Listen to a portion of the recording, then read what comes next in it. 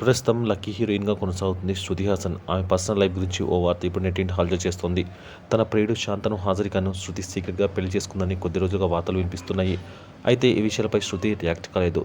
ఇక ఇప్పుడు మరోసారి శృతి పెళ్లి గురించి రూమర్స్ మొదలయ్యాయి.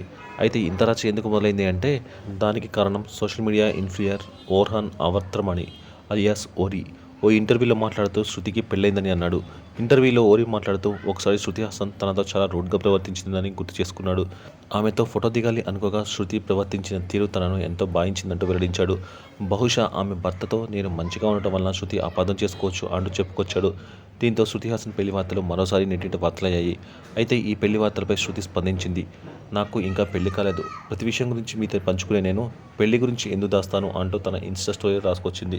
దీంతో శృతి పెళ్లిపై జరుగుతున్న ప్రచారాలకి ఫుల్ స్టాప్ పడింది.